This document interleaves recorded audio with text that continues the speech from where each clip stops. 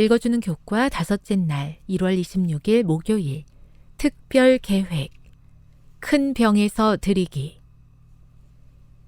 연구에 의하면 사람들의 자산 중 약 9%만이 유동적이며 즉시 현금으로 사용될 수 있는 것으로 나타났다.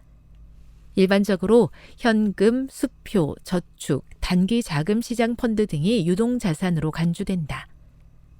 우리 자산의 대부분을 차지하는 약 91%는 집, 가축, 농촌인 경우 또는 기타 비유동 품목처럼 짧은 시간 안에 현금화하기 어려운 곳에 투자되어 있다.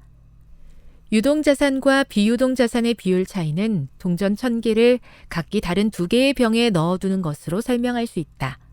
10개의 동전이 1%를 나타낸다고 했을 때 작은 병에 들어있는 90개의 동전은 9%의 유동자산을, 큰 병에 들어있는 910개의 동전은 91%의 비유동자산을 나타낸다. 대부분의 사람들은 작은 병에 들어있는 것, 즉 유동자산을 가지고 헌금이나 기부를 한다. 그런데 성경에는 큰 병에서 꺼내어 드린 이야기가 많이 기록되어 있다.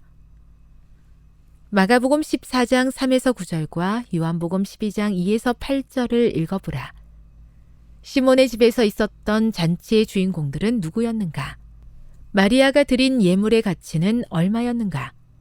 그녀가 바로 그때 예수님께 향유를 부은 이유는 무엇인가? 마리아가 드린 예물은 300데나리온, 즉 1년치 급여에 해당하는 가치를 지닌 것이었다.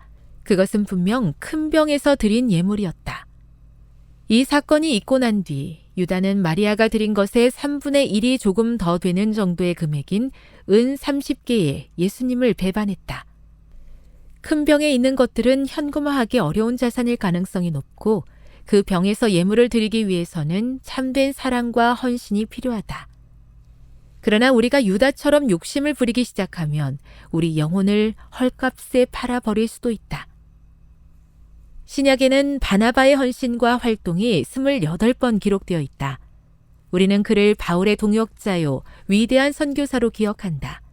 그러나 이와 같은 평가의 기초가 되는 내용이 성경에 그가 처음 등장하는 사도행전 4장 36, 37절에 기록되어 있다. 우리는 여기에서 그가 드린 큰 병에서 드린 예물을 보게 된다.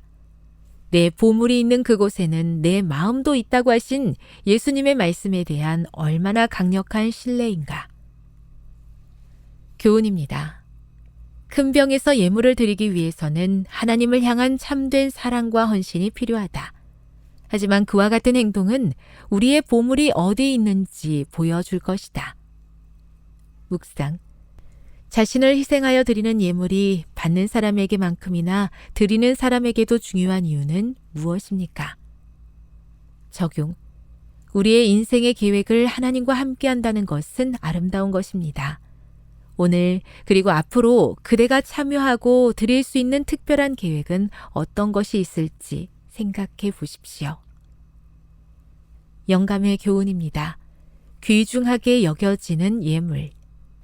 감사로 충만한 사랑으로부터 우러난 온전한 헌신과 자선은 지극히 작은 헌물, 자원하는 희생에 거룩한 향기를 더하여 값으로 따질 수 없는 귀중한 예물이 되게 할 것이다.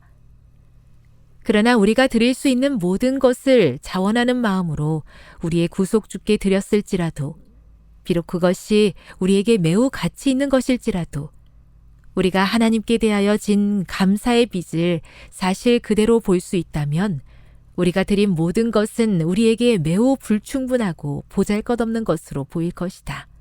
교회증언 3권 397.